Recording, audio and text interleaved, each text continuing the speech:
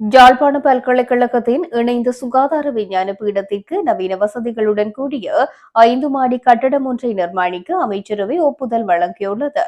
ஜனாதிபதி அனுரகுமார திசாநாயக்க தலைமையில் நேற்று திங்கட்கிழமை கூடிய அமைச்சரவை கூட்டத்தில் குறித்த யோசனைக்கு அமைச்சரவை ஒப்புதல் வழங்கியது.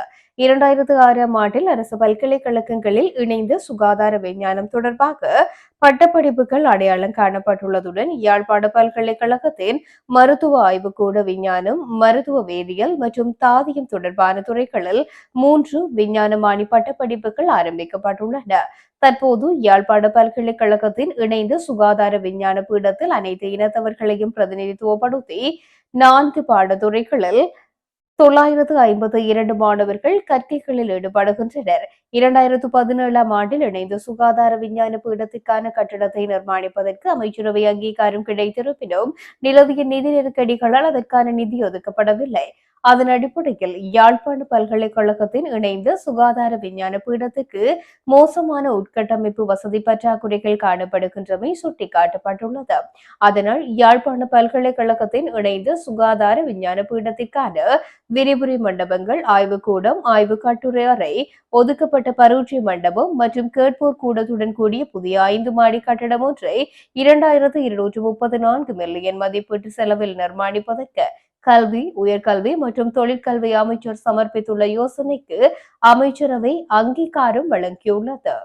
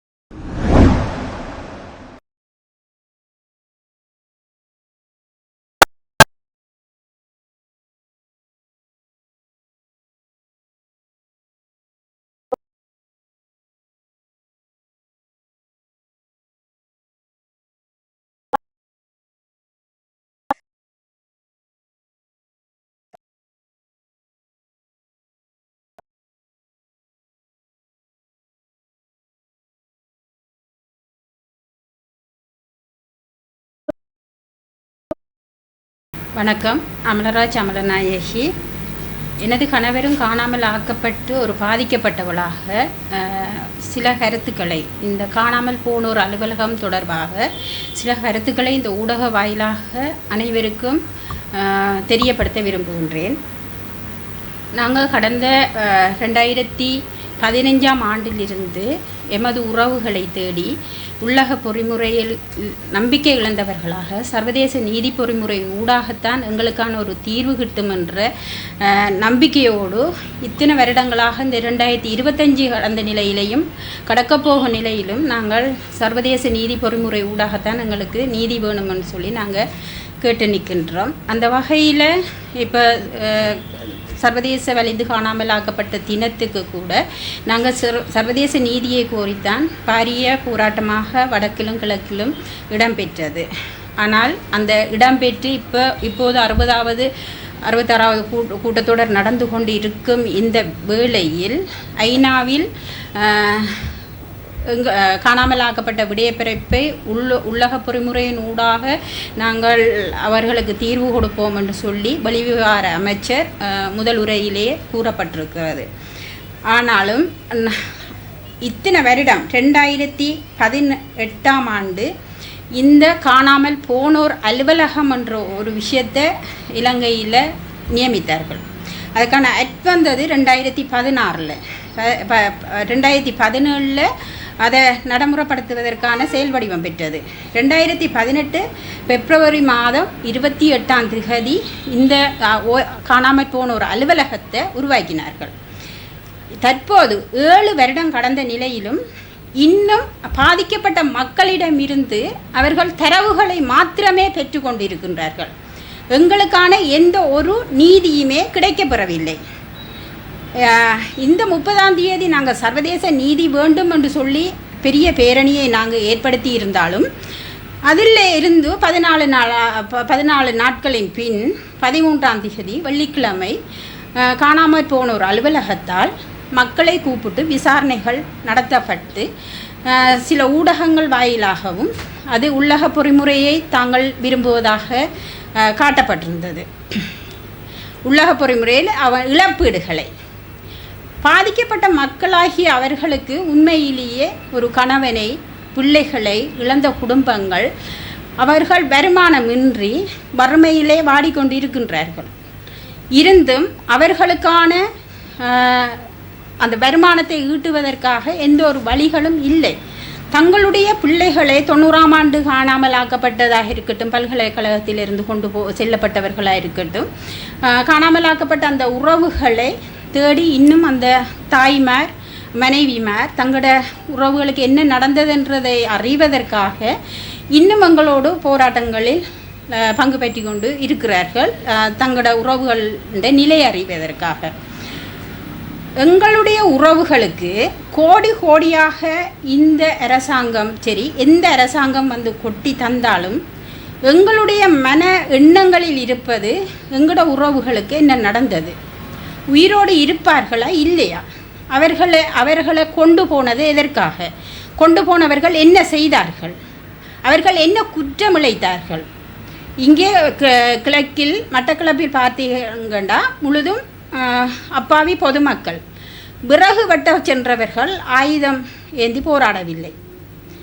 வெள்ளாமை அறுவடைக்காக சென்றவர்கள் ஆயுதம் ஏந்தி போராடவில்லை. வீட்டுக்குள்ளே இருந்து பிள்ளைகளோட உணவு அருந்தி கொண்டிருந்தவங்களை கொண்டு சென்றவர்கள் அவர்கள் ஆயுதம் ஏந்தி போராடவில்லை. போரில் காணாமல் ஆக்கப்பட்டோர் அவர்கள் இல்லை என்று பொறுப்பற்ற தனத்தில் சர்வதேசமோ சரி இலங்கை அரசோ சரி பதில் சொல்ல இயலாது. ஏனென்றால் இதில் திட்டமிட்டு போர் நேரத்தில் காணாமலாக்கப்படுதோ கொல்லப்பட்டவங்களையோ நாங்கள் கேட்க இல்லை போர் நேரத்தில். ஆனால் திட்டமிட்டு காணாமலாக்கப்பட்டிருக்காங்க. இதில் எதிலேயுமே சம்பந்தப்படாத அப்பாவி பொதுமக்களை கைகளில் வந்து ஒப்படைக்க சொன்னார்கள். கைகளில் போய் ஒப்படைக்கப்பட்டவர்கள் இருந்து சிறு குழந்தைகள் உட்பட பெண்கள் ஆண்கள் என பல்வேறுபட்ட மக்கள் திட்டமிட்டு ஒரு இன அழிப்பு இலங்கையில் நடந்து இருக்கிறது. வடக்கை போன்று வடக்கிலும் கிழக்கிலும் இவ்வாறான நிலைமை இருக்கிறது. தென்னிலங்கையில் இந்த அரசு செய்கின்ற அரசியல் வேலை திட்டங்களை பார்த்து கொண்டு சர்வதேச நாடுகள் அவங்களுக்குள்ளேயே ஒரு நல்ல விதமான வேலை திட்டம் இந்த இலங்கை அரசினால் நடக்குதுன்ற ஒரு பின்பத்தை அவர்கள் எண்ணிக்கொண்டிருக்கின்றார்கள். ஆனால் வடக்கு கிழக்கில் நடந்தேறியது ஒரு இன அழிப்பு. எங்களுடைய உறவுகள் காணாமலாக்கப்பட்டிருக்கார்கள். அந்த இதையும் தென்னிலங்கையில் நடந்த சம்பவங்களையும் வடகிழக்கில் நடந்த சம்பவங்களையும் எந்த ஐக்கிய நாடுகள் சபை கூட ஒப்பிட்டு பார்க்க இயலாது. ஏனென்றால் எங்களோட உறவுகள் வலிந்து காணாமலாக்கப்பட்டிருக்கிறார்கள். இந்த OMB அலுவலகம் என்றது காணாமல் போனோருக்கான ஒரு அலுவலகம். எங்களை போன்று கணவனை பிள்ளைகளை காணாமல் ஆக்கப்பட்டவர்களுக்காக உருவாக்கப்பட்டது அல்ல. சுனாமியில் காணாமல் போனவங்களும் இருக்கிறாங்க, ஒவ்வொரு இடங்களுக்கு போன இடத்துல காணாமல் போனவங்களும் இருக்கிறாங்க. நாங்கள் அந்த OMB அலுவலகம் வரும்போதே நாங்கள் கேட்டிருந்தோம் அந்த பேரை மாற்ற சொல்லி, காணாமல் ஆக்கப்பட்டவர்களுக்கான அலுவலகமாக அந்த பேரை மாற்றுங்கள் என்று சொல்லி. ஏனென்றால் எங்களுடைய உறவுகள் வலிந்து காணாமல் ஆக்கப்பட்டிருக்கிறார்கள். ஆகவே இந்த OMB அலுவலகம் காணாமல் போனோர் அலுவலகம் என்பது அது எமக்கானது அல்ல. எமது உறவுகளை நாங்கள்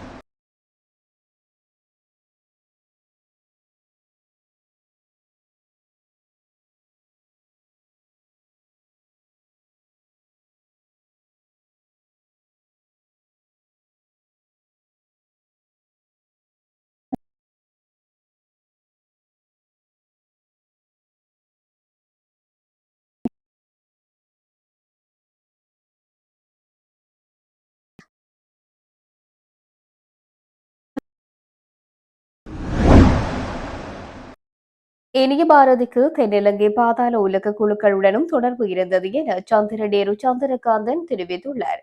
இனிய பாரதிக்கு எதிராக சாட்சியங்களை கூறுவதற்கு மக்கள் முன்வர வேண்டும் எனவும் அதற்காக அச்சம் கொள்ளக்கூடாது எனவும் அவர் இதன்போது தெரிவித்துள்ளார்.